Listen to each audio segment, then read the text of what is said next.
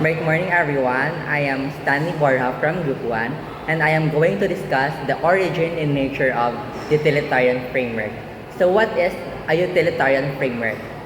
It is an ethical theory that judges the morality of an action based on its outcome, asserting that the best action is the one that produces the greatest balance of happiness or good over suffering or harm for the greatest number of people. Two British philosophers, namely Jeremy Bentham and John Stuart Mill, are known to be the original advocates of utilitarianism. Jeremy Bentham describes philosophy as nature has placed humans under the governance of two sovereign masters, pain and pleasure. It is for them alone to point out what we ought to do. By the principle of utility is meant that principle which approves or disapproves of every action whatsoever according to the tendency it appears to have augment or diminish the happiness of the party whose interest is in question, or what is the same thing in other words, to promote or to oppose that happiness. In other words, human behavior is ruled by two forces, pain and pleasure. They show us what we should do. The principle of utility judges every action by whether it increases or decreases the happiness of the person affected. This applies to all action, both private decision and government policies. In simple terms, actions are right if they promote happiness, and actions are wrong if they promote unhappiness. Similarly, John Stuart Mill's What is Utilitarianism opens with the following paragraph. The creed, which accepts as the foundation of morals utility or the greatest happiness principle, holds that actions are right in proportion as they tend to promote happiness, wrong as they tend to produce the reverse of happiness. By happiness is intended to pleasure, and the absence of pain by unhappiness, pain, and deprivation of pleasure. Utilitarianism is a moral theory that says the right action is the one that produces the greatest amount of happiness, or good, for the greatest number of people. It focuses on two things. Quality, or greatest good, is the action or decision genuinely beneficial or valuable, and then quantity for the greatest number. Does it help many people? So if you are comparing different choices, the utilitarian approach is pick the option that creates the most overall happiness and the least overall harm. This is why utilitarianism is considered a type of consequentialism. It judges action based on their consequence, not on intention or strict rules. Now, there are two types of utilitarianism. Act utilitarianism. It focuses on individual's action. Look at each individual action and ask, does this specific action create the most happiness and the least pain? For example, you see someone drowning. You can save them, but you'll be late to a meeting. Saving them creates much more happiness and prevents pain. And the second one is rule utilitarianism. It focuses on general rule or practices. Look up general rule or habits and ask, if everyone followed this rule, would it create the most happiness overall?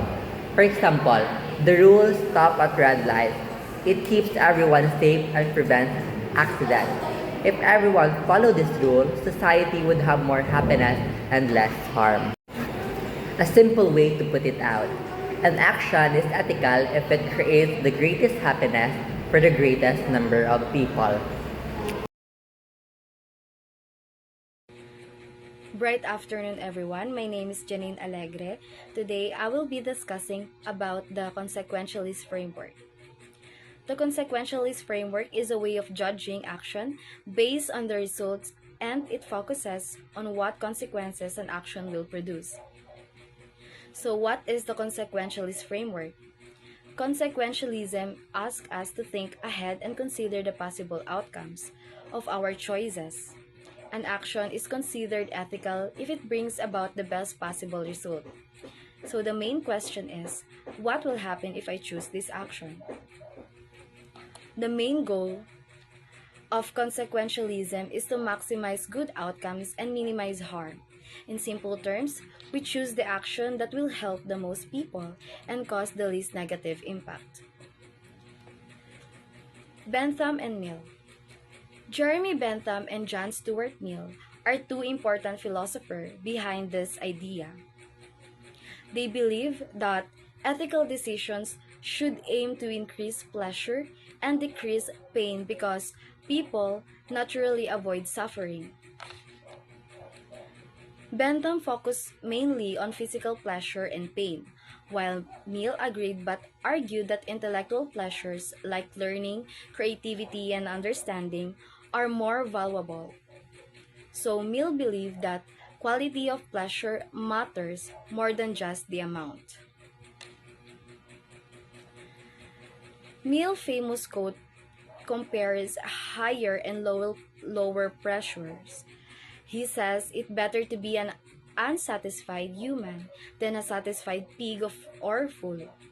So this means that humans experience deeper and richer pleasures even if they come with challenges. So the interpretations of the quote is Mill believed that people who experience both intellectual and physical pleasures can judge which is better. Intellectual pleasures may be harder to achieve, but they are more meaningful and fulfilling. To summarize it, the consequentialism judges action based on their outcomes. The best action is the one thing brings the greatest good. Bentham focuses on physical pleasure, while Mill focuses on intellectual pleasure. And the ethical decisions should consider what benefits the most people. That's all. Bright afternoon, everyone. I am Cassandra Arlo, and today I will discuss to you the meaning of justice and fairness. Justice is a fundamental principle that touches every part of our lives, and its definition is constantly debated. It's more complex than a single concept, encompassing ideas like equality, fairness, getting what one deserves, or even providing what people need. Whether it involves sending a criminal to jail or doling out rewards for achievements, justice is essential because it is the framework for how we believe society should operate. And of course, a person's view of justice, what they prioritize among these ideas, is what shapes their entire social and moral perspective. So here we have a sample problem. So this highlights a universal ethical dilemma. How do we justly and fairly distribute limited resources when faced with competing claims based on talent, need, and the average interest? The scenario, like a parent writing a will, shows that decisions often force us to choose which principle to prioritize. Do we give resources to those who are most talented because they might make the largest contribution to society? To those with the greatest need because their quality of life is the worst? Or to the average person because they represent the largest number? This problem isn't just for families. It scales up to institutions like a school board choosing whether to fund special education, advanced programs, or general classrooms. There is no easy answer, and every choice involves difficult trade-offs with both proponents and critics. Those in needs. The difference between can't and won't. Number 1. Caring for the needy has deep historical and biblical roots. The Bible structures people care for the orphans, widows, and those in needs. But this not mean that every orphan automatically deserves special treatment. Not all orphans deserve special treatment because not all of them are helpless or in need. Some orphans may come from families that can still support them financially. Fairness means giving help where help is needed. Giving it to someone who won't actually need it can be unfair to those who really do. Number 2. It is difficult to judge who deserves support. It's hard to know someone is genuinely unable to work versus when they are just unmotivated. Illness, depression, and lack of motivation can be easily confused. We often cannot easily tell whether someone can help themselves or won't. Number 3. Does not always mean equal treatment. Fairness does not always mean treating everyone exactly the same because people have different needs and situations. True fairness means giving each person the right amount of support based on their situations, not just dividing things equally. Number 4, people require different kinds and level of support. It is because everyone's situations, abilities, and needs are not the same. Some people may be sick, disabled, or going through emotional struggles, while others may be healthier or more capable. Because of these differences, one type of help will not work for everyone. Giving support based on a person's actual needs ensures that everyone has fair chance to live well and succeed. Number 5. Treating people differently can still be fair. Fairness is about giving each person what they actually need, not giving everyone the same, since people have different challenges, abilities, and situations. They often need different kinds of help. Fairness means meeting individuals' needs, even if it means treating people like differently. Thank you.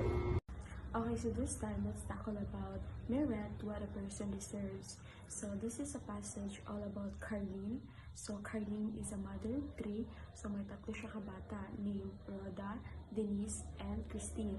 So ang tatlo na niya kabata kaganid sa iyang attention, pero and different reason. And then the author of this passage differentiate the meaning of merit and need. So when we say merit, this is what a person deserves because of their achievements or abilities. And then when we say need naman, this is what a person deserves because of their situation in life.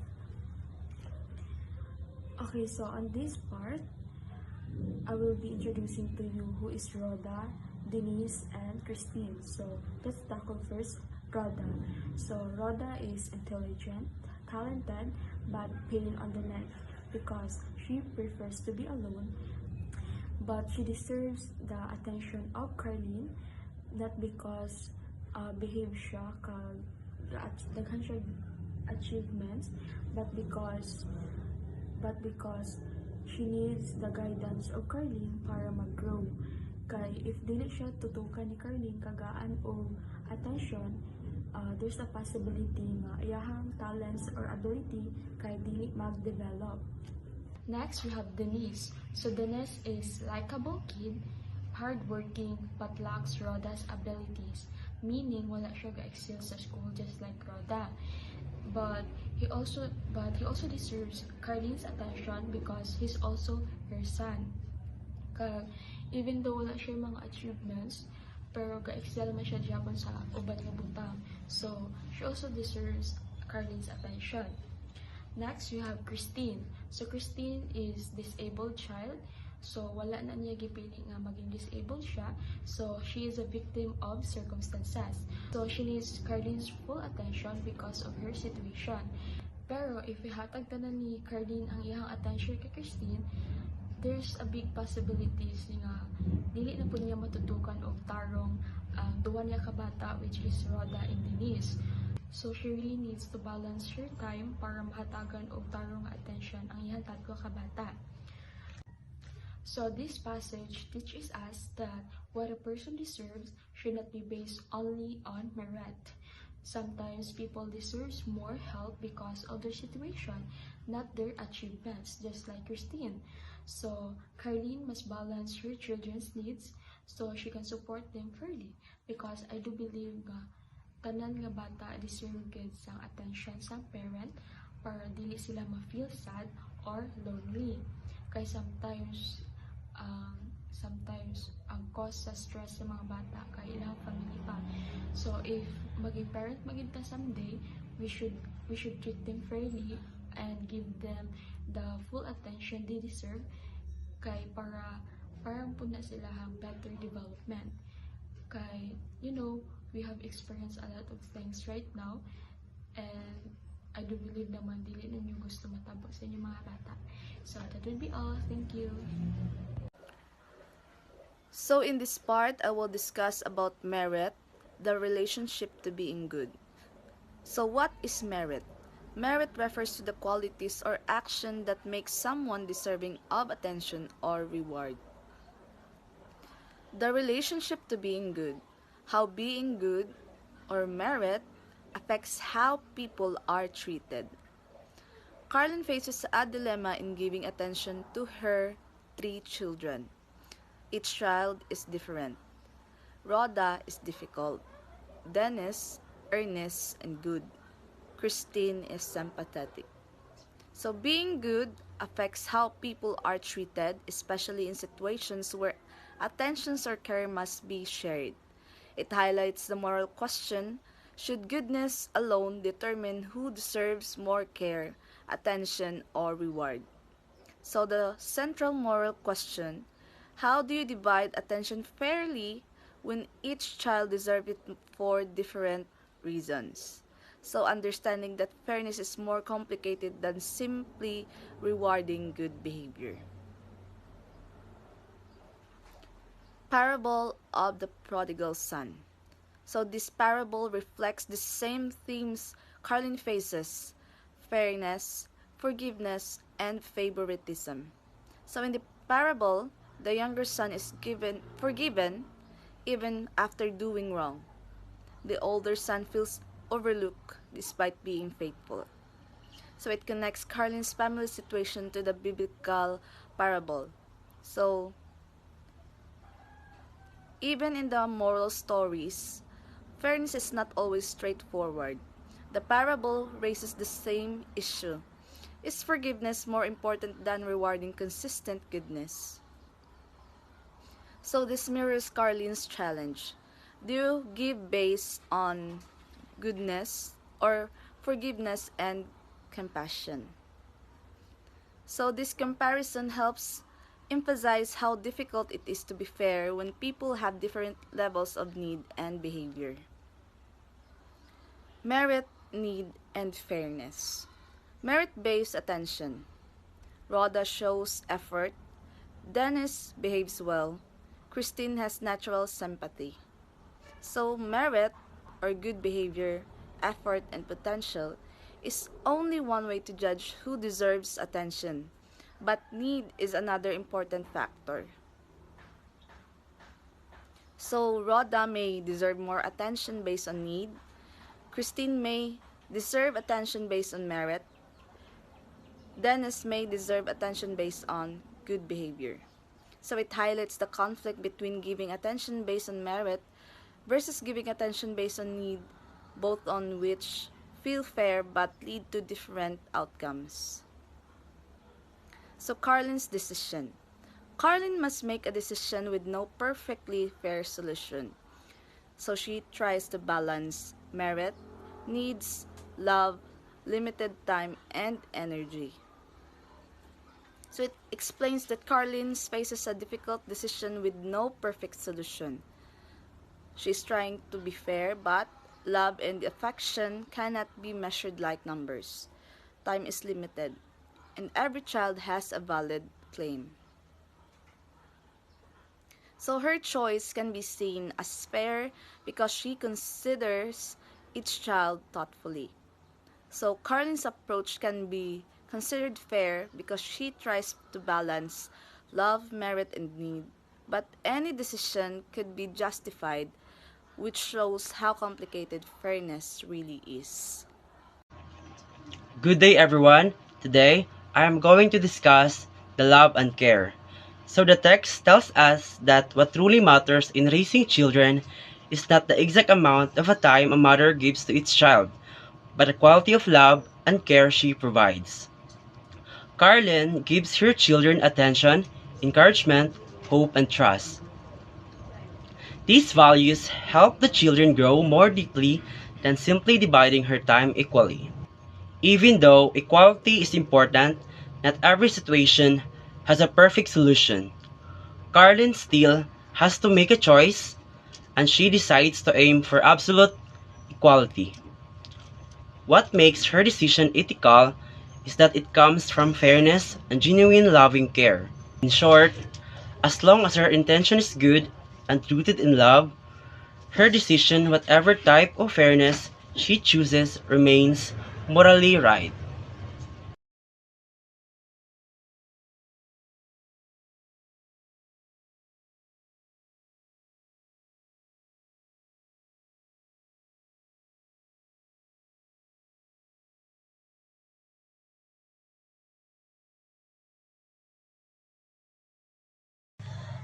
Bright afternoon, everyone. My name is Micaela Nicole Caberte, and I'm going to discuss about social justice and common good. But first, what is social justice? This means equal access to wealth, opportunities, and privilege within society. Hence, promotion of social justice is equivalent to promotion of the common good. It may also be said that promotion of the common good is promotion of social justice. So, social justice is about fairness for everyone. It ensures that no one is left behind when it comes to rights, resources, and opportunities. So, di ba, kanami isang definition sang social justice. But in our country, though, wala naman nang kakakita. Especially subong sa flood control nga issue, sa mga corruptions. Sa subong, pila na nakamans, pero wala Japan may gakapriso. Kay tungod, damo kwarta ang nakasala. So kung pigado gani biskan wala ebidensya ginapriso Japon. Pero subong ang sangkot sa flood control na issue biskan kadamo na sang mga evidence wala Japon may gakapriso. So wala gakakita ang social justice nga ginatawag kay dili siya fair for everyone. So let's talk about the connection of common good to social justice. So promoting social justice is equal to promoting the common good, and promoting the common good is promoting social justice. So social justice and the common good are connected. When society works for fairness, for everyone benefits. Next is the common good. So in politics, the common good refers to facilities or services, material, cultural, or institutional, that all members of a community share. Common good fulfills the relation obligation. We have to take care of the interests we share as a community. So, common good, these are things that everyone uses and everyone needs. They help the whole community live better. And why the common good matters? Because we are all connected. The common good reminds us that we must support one another. So, these are the examples of common good. We have the road system. So, this is very common yun ng road system. Kay biskan dili pa guba ang dalan ginabungkag ay para lang jud mapakita nga may naobra sila, no.